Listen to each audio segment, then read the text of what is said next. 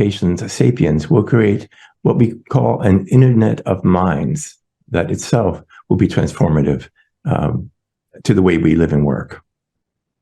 Then we'll discuss how revolutions in how people share knowledge has already created two what could be called singularities, that is, inflection points that changed everything about the way humans live and work, already happened twice in the development of human societies, and how sapiens will bring about a third revolution. And then we'll envision a world together of infinite productivity where dangerous, dirty, and tedious jobs are automated, freeing people to pursue their own personal goals.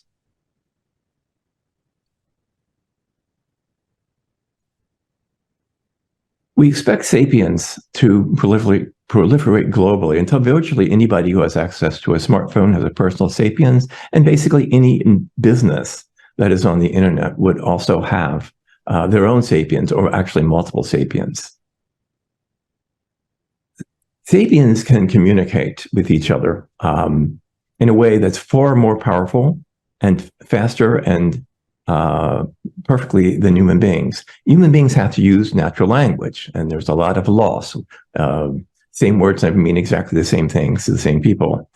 So it's slow, time-consuming, and difficult. But sapiens can take whole blocks of knowledge and just share it with other sapiens, and who then digest it and integrate it into their knowledge of the world in just a few seconds.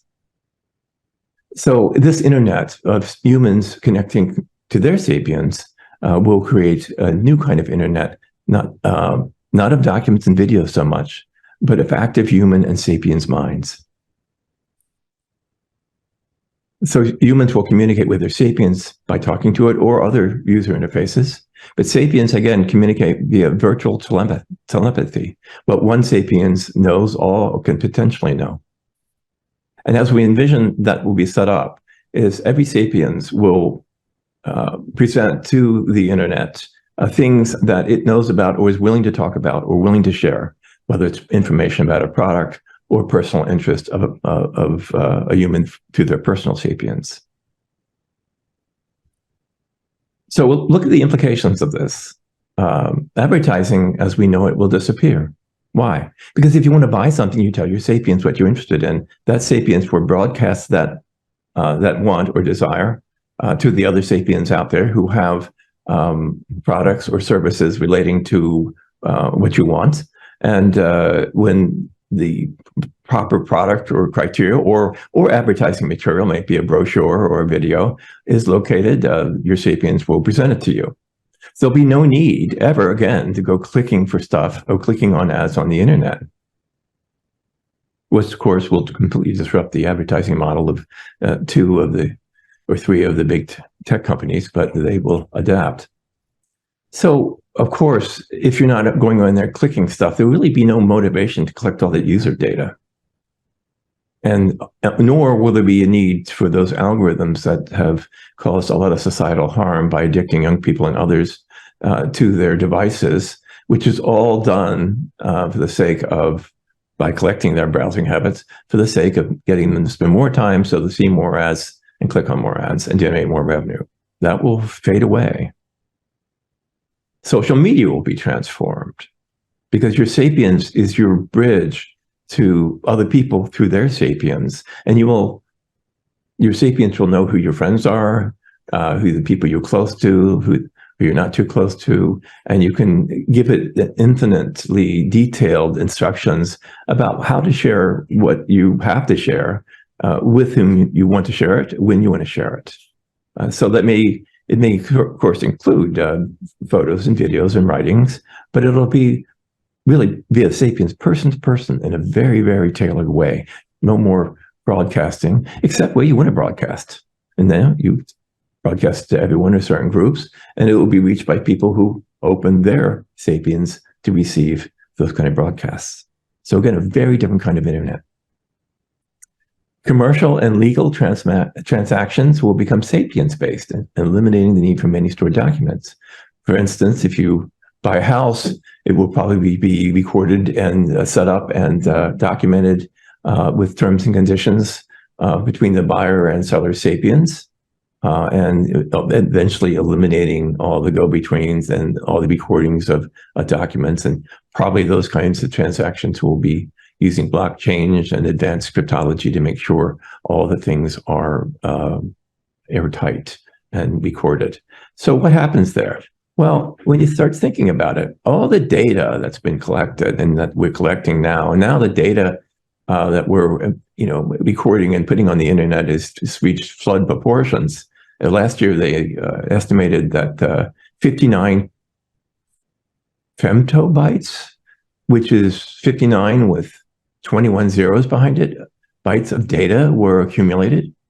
With Sapiens, you'll start to see that trend reverse. There won't be the need to create all this, these huge data sets and collect huge bits of data.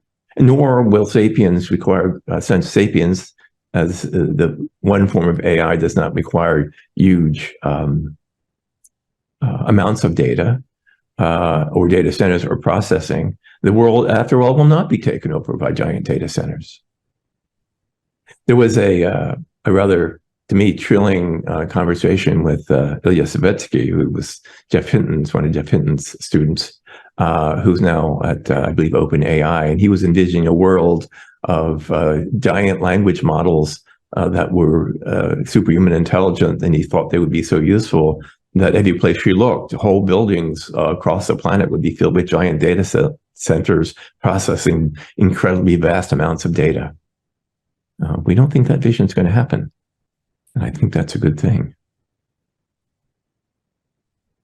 So we talked in the last session about the feared singularity. It was an AI singularity, an inflection point in human culture caused by AIs creating smarter AIs, and leaving human beings behind. A singularity, again, an inflection point where you can't predict what comes after.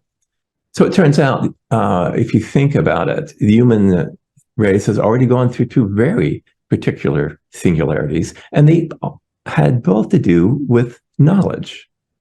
So about 30,000 years ago, something happened, something quite dramatic happened when the Cro-Magnons of the time, suddenly their technology, their clothes, their tools, their weapons, and their ways of living, all the activities that modern humans do started rather at a certain period of time. In fact, there's an epic, I think it's the end of the Upper Pleistocene, is considered 30,000 years ago. Why did that happen? Well, we can't know for sure, but it seems pretty clear that that was probably when natural language really took hold. Because what does natural language allow us to do? It allows us to share knowledge in a much more powerful way.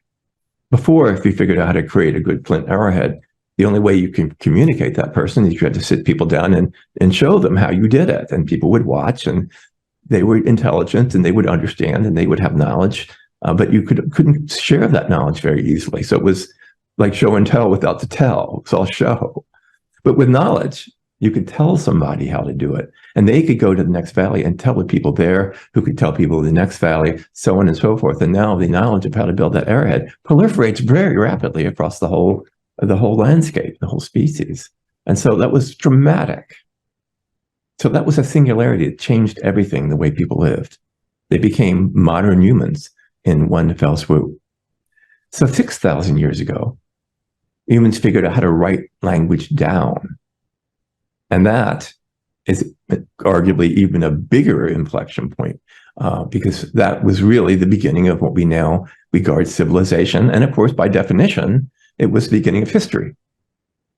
So history begins.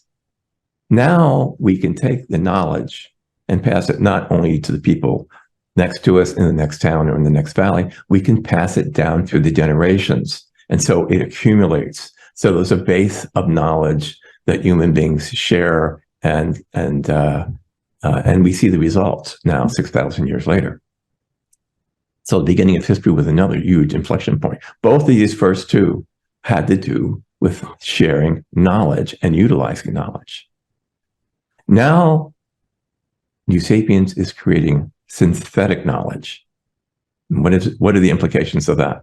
Well, it means we can take all human knowledge eventually with the very best experts, the very best authorities, that is now stored in libraries and in the best human minds that are available today. We can bring them together, and we envision doing just that in a New Sapiens University, which would have the mission to curate from the best sources all that human civilization has learned about ourselves, our world, about nature, about science and the universe, and make it available for sapiens minds.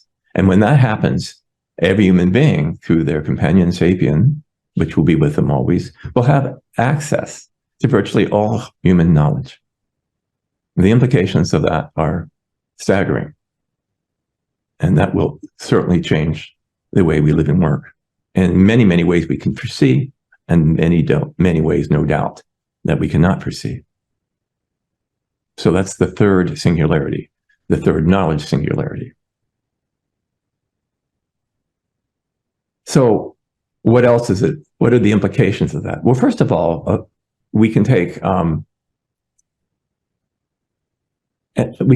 knowledge and put it into sapient robots who will build other robots and will cause human productivity to become virtually infinite as sapiens build other sapient robots to basically meet human needs without much human involvement, which means productivity will become practically infinite. And that will cause a rising tide of wealth. And in such a world of plenty, many of the causes of human strife, not all, but many will not, if not be eliminated, will certainly be mitigated. And the basic necessities of life will become virtually free. So what does that mean? It means we don't have to raise our children to get a practical education, get a good job. They could be able to study and do whatever it is that excites them and causes them to reach their own vision of who they want to be and what they want to be. But another implication, which is perhaps equally amazing, is that once we have curated all human knowledge, we can place it in a single super sapiens of vast computational power. And such a sapiens could survey all of that knowledge at once to solve problems that have, at least to date, been beyond the scope of human intellect. And we can think of a number of such problems. But to summarize, sapiens will improve the quality of human lives through the creation, distribution, extension, and application of knowledge with thinking machines. And it will prove, by the way, the quality of knowledge in human minds.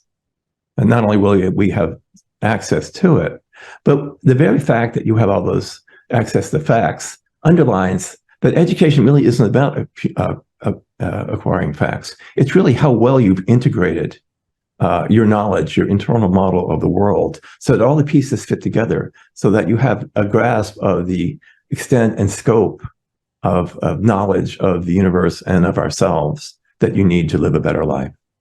And we've found, even thus far, that when you go through the process, as we are going now, of taking knowledge from human minds and organizing it and curating it and putting it through our tool set into the sapiens, we ended up knowing it much better than we knew it before ourselves. It's a little bit like the phenomenon of the best way to learn something is to teach it. And of course, we'll have robots that will liberate us from the dangerous, dirty, and tedious jobs and solve intractable problems. And then by intractable problems, I mean things like disease, to give us unlimited healthy lifespans, unlimited clean energy, eliminating global warming, maybe even the invention of faster-than-light spacecraft so we can explore the universe. And sapiens, finally, will produce all that infrastructure of human civilization with human involvement. And here I'd like to give you kind of a personal vision of how that would happen. As you know, for at least half of my career, I was basically a space systems engineer, a rocket scientist, if you will. And I've thought deeply about the potential or the possibilities of going out into a space if we had efficient and cheap means of getting there, which is happening as we speak. So when I talk about robots producing all the infrastructure of human civilization with minimal human involvement, I certainly envision that it's not going to happen here on Earth. It's going to happen in space, where there are unlimited material resources. And eventually, or initially, we'll do the mining of raw materials and the manufacturing of all heavy industry out in Earth orbit or farther out. And after that, we'll use that to build habitats and where human beings can live and work. And people have already talked about these things, but with the wealth and the automation that sapiens provide, these things become not only practical, but obvious things to do. And they could be places where then we grow food there too for the entire human race in these habitats. And eventually people themselves will find, in many ways, tailor-made for human life and existence, will become very attractive, and a large percentage, maybe a majority of human beings down the road and decades ahead will choose to live in these habitats. So what does that leave? Where does that leave Earth? Earth becomes kind of a garden, a park, a bank of our biodiversity, a place where human beings go back to experience in its pristine natural state. Earth itself, our origin, our birthplace, is no longer a pressure cooker for all of the detritus of human civilization, but a pristine natural paradise and cultural museum, as it were, too, where humans go back to get in touch with their history, their origins, both through history and through nature. And that is a vision that I think inspires us all. Thank you very much for attending the course. Please don't stop here. We have lots more resources and information. newsapiens.com talks more about our technology and our vision for the future. My Sapiens is where we talk information about our companion Sapiens product for people.